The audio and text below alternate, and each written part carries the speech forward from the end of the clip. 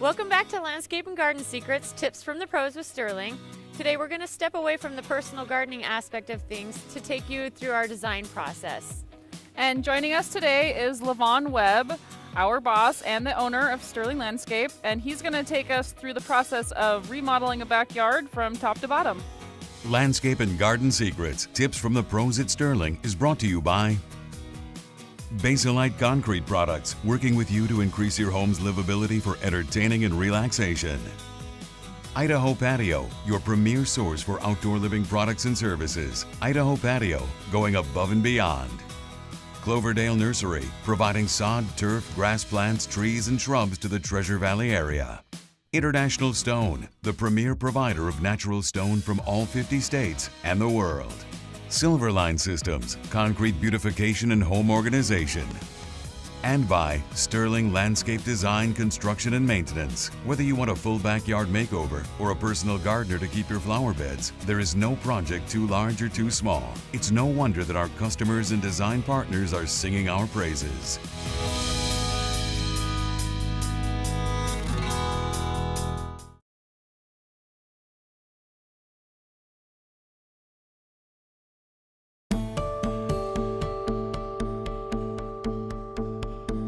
Hi, and welcome back to Landscape and Garden Secrets, Tips from the Pros with Sterling. Today we are on one of our residential properties, and we're going to teach you today how we begin the design process. So joining me now is the owner and my boss, Levon Webb. Hi, Misty. How are you? I'm good. How are you? Good. Yes, today we're actually going to be starting the process of explaining the process of how to get this backyard remodel done. I want to go in today about what actually has to happen with a backyard remodel as far as the demolition goes, the tearing up of your yard that most people don't realize is involved. But when we started this project back in February, we're going to take you through the process from beginning to end of what it takes to actually do this. I would consider it as if you were going to be doing a remodel in your house. It's to that extent of a backyard also. Well, Misty, let's sit down here and discuss these plans here. As we can see here, when we started with this project, it was basically a flat yard. And what the owner was trying to do was actually create 3 different living areas within his site. And so what he wanted to try to accomplish was a sunken area, which that's what we're on right now, with this water feature that we'll show you a little later, and the sound echoing off from the house in this area. He has kids and he wants an area for the kids to play in.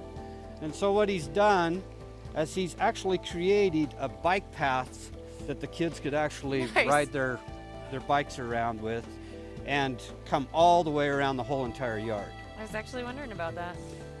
The trampoline is a new design that we've actually come up with as far as it's a sunken one, and it's a new type of system that there's a banding wrapped all the way around the trampoline that you sink into the ground.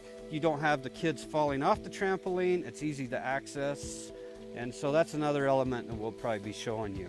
So how this project started was this lower level here.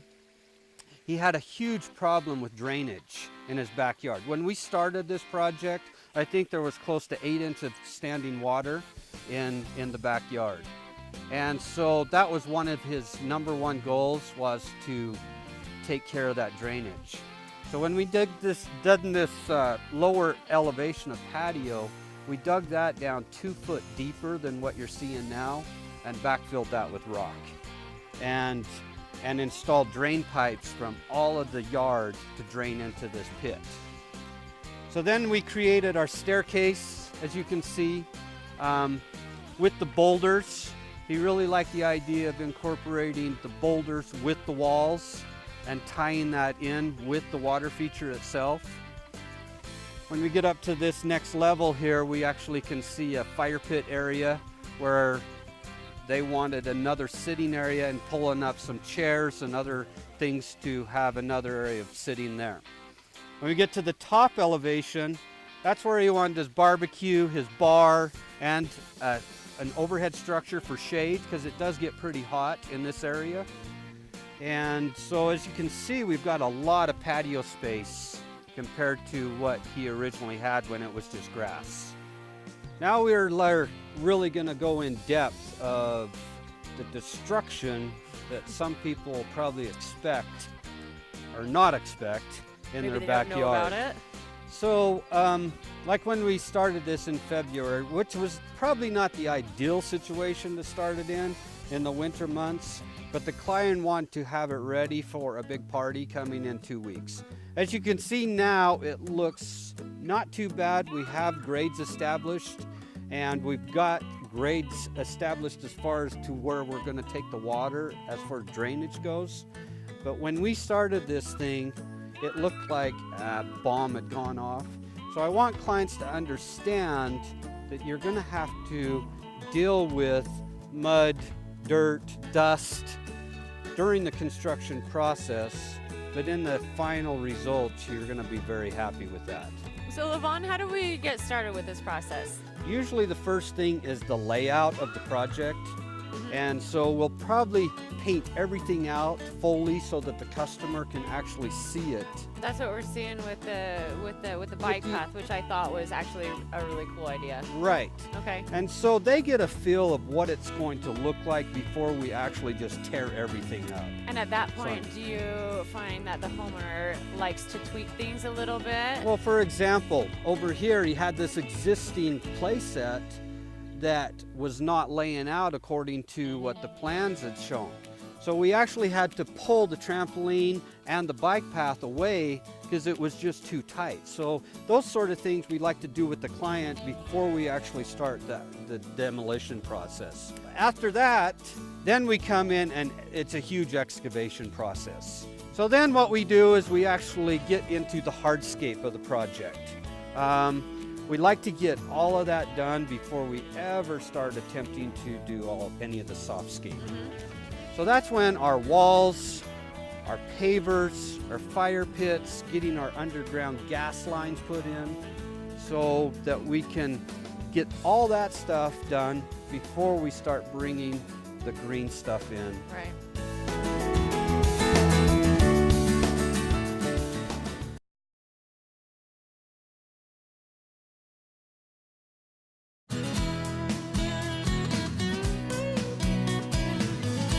Welcome back. Now, Levon, can you take me through installing these walls and these patios? Well, the main thing when you are installing the pavers and wall material is getting the proper amount of base underneath there with the best compaction you possibly can get. We always like to use rock as our base.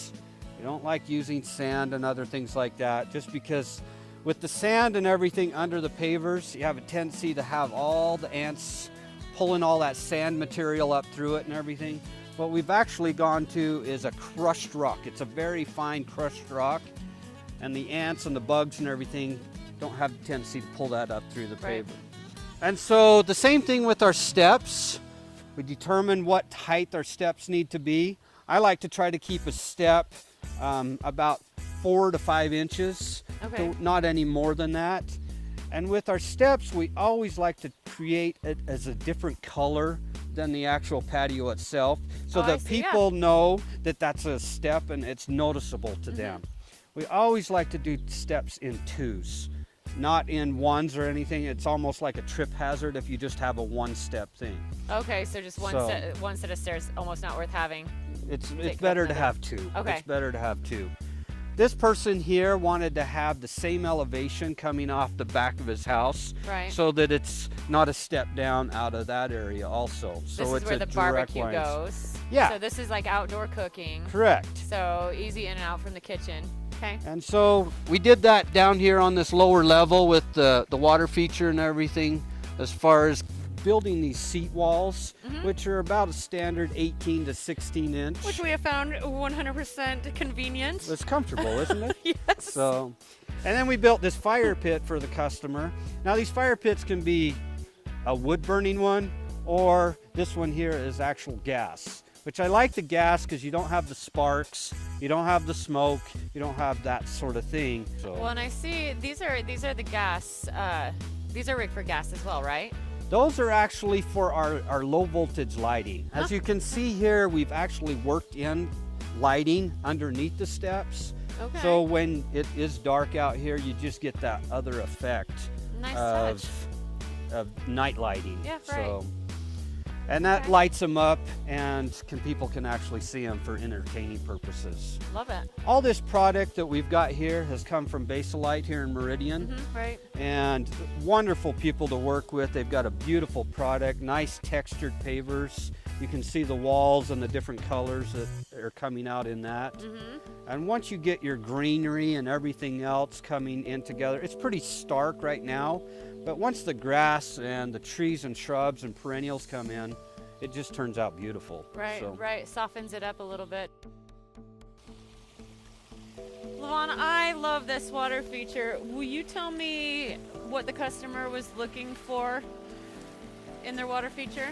this client wanted, it's called a disappearing type water feature. And that's where they don't want fish, they don't want plant material, they just want sound of water and clean, clear water. And we're gonna go more into depth of how this system actually works here. But as you can see, the key is to really go to the rock yard and pick out the rocks that would really look nice with the water feature. As you can see that top one there, it almost looks like it's multiple rocks, but that is just one rock in itself. Nice. And so then we try to get different falls coming down. It looks so much better with just putting gravel in the bottom of it. We like to use this chip type stuff. It's something you want to see like you would see in the mountains, you know? I like this a lot too. Well, So- isn't it true, Levon, that your selection of rocks is going to affect the sound that you receive? It really is, and I think with this type of stuff that's got more cliffs on it or something where you actually get that fall instead of it just running over. As you can see right here at the bottom, how the water's actually coming off. Now we can change the look of this thing by upsizing our pumps, turning more volume of water up on it. This client wanted not too much sound to where they can actually have a conversation here on this bottom patio and not just drown everything out. Because everybody has a different idea of what a water feature would look like. So if you find any photos or anything like that that you can give us, Right. then that helps us duplicate it so much easier than trying to guess and see what it would look like. This is the mechanical portion of the project. Misty, why don't you come on over here? Be careful, those rocks might be slick. Thank you. Okay, as you can see, the water is coming down off from the waterfalls here and going and disappearing into the rocks. Then it's piped over into this system here. Okay. Now this is a new system that they've created. Instead of getting all those leaves and debris dumped into your pump and clogging it up, Right. they've actually made this screen here that you can Sweet. actually pull that out and then dump that material and then stick that right back in there. Oh, interesting. It's got a little mesh filter in there, right? Yeah, and you clean that out with the hose or whatever. Yeah. And then you don't have to I've never clean seen that out all the pump there. I've never seen that before. I think that's pretty clever. Now come on over here. Okay. Look at this. Now this side of it is where all of our pumps are at. And down there you can see that little black thing with the two pipes coming out of it Right. there. It's called a UV light. And this is a Uh-huh. new product that they have. The algae killer? It kills algae. Sweet. And so no more chemicals. You don't have to use bleach or anything like this. You can use this for fish. It's not going to kill them or anything. Right. You have to size it to the amount of water that you have running through your system. Okay. But this product we've been using for a couple, 3 years now and never have had any problems with it. Okay. Kept water features just beautiful, crystal clear. And the key with water features, and a lot of people make this mistake, is they put the pump in and then they restrict the flow with the pump. Okay. Okay? Pumps are made to run full bore all the time. Okay. So the key is putting a valve in here and not restricting that water coming out of there, but having the water be controlled with another valve that dumps it right back into the tank itself. All right. All right. So then the capacity of the pump is running full bore. Okay. When you restrict the pump, that's what burns the pump up and they don't last as long. Okay. So Okay, good, good. Well, I like the way that these are sunk in the ground. It looks like it's fairly easy to cover them up. We've got the lids. Put the lids back on. Maybe do a top dressing of bark or something so that Correct. you can brush it away. So you and- brush it away, get in here, operate on them. If you have to replace the pump, it's really easy to do. You've got a quick connect right there. You just disconnect all those things, pull the pump out, replace it. So when we come back, we're going to discuss the plant selection for this project.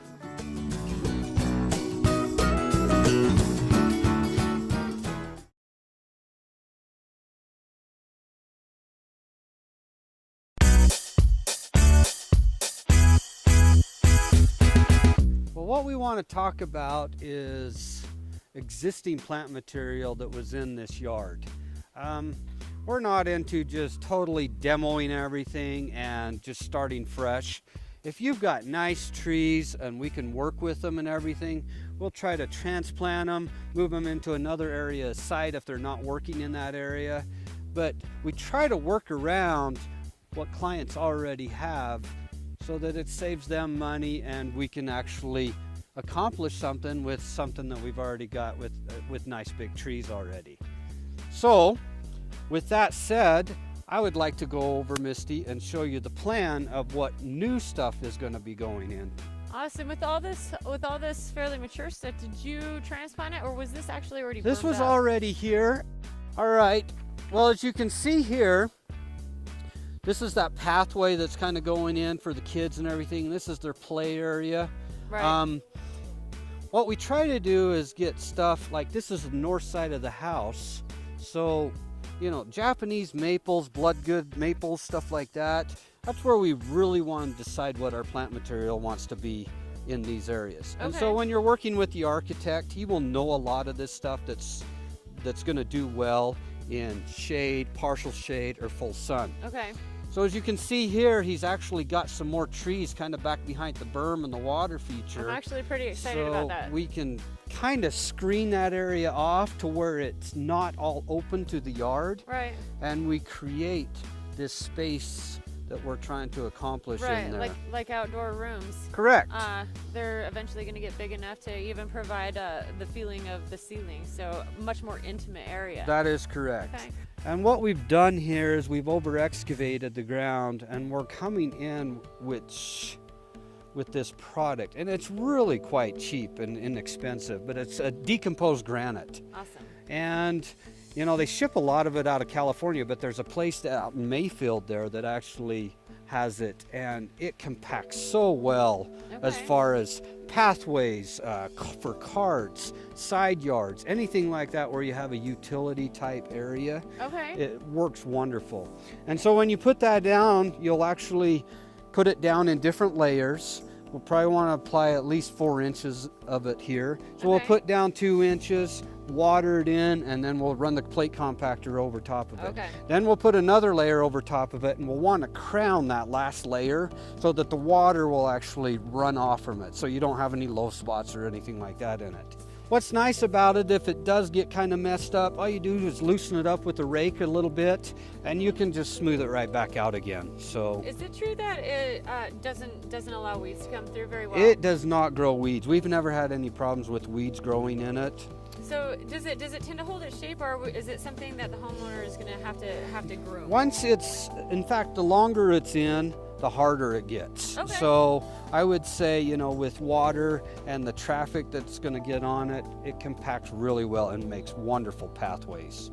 Thank you, Levon, for joining us. Thank you for taking us through this project. I really You bet. appreciate it.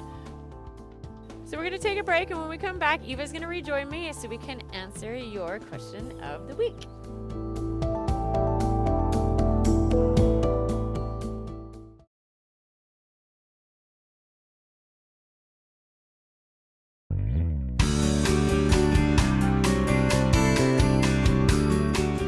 Welcome back, and now we're gonna take your question of the week, and this week's question is from Bobby in Garden City, and he's asked us to reiterate and go back over the ABC cuts and why they're important and how to do them. So, All right, so the first thing you want to pay attention to is the size of your branch. If it's a larger caliper branch, the chances are when you cut it, you're going to have the bark is going to rip on the bottom side as you get to the end of your cut. So the purpose of the ABC cut is to keep that bark from peeling down into the trunk and past the branch bark collar, which is going to be the swollen part like this around the branch. So the first thing, the A part of the cut is to undercut underneath the branch right here, maybe a quarter of the way through. And then you're going to go ahead and cut up higher and cut the weight off the end of the branch. And that would be B, and then C would be to go ahead and take it off at the branch bark collar. and that will allow you to get a really nice clean cut like you see here, and like Eva said, just outside of the collar. And that allows the tree to heal over itself. If you have a question that you'd like us to answer, please email us at tips@sterlinglandscape.com.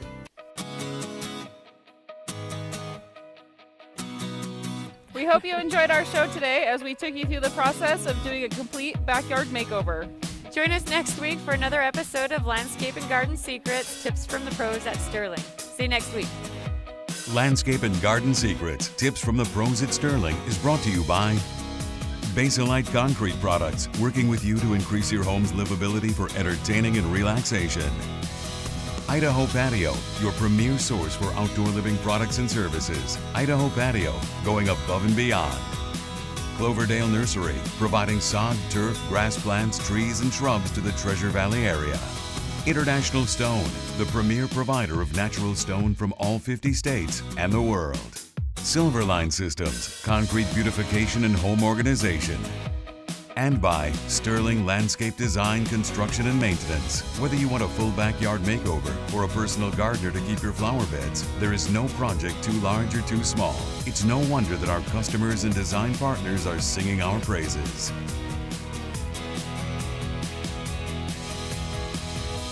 We're going to take a break. But before that, Levon wants to tell you something. So, Levon, how did we begin?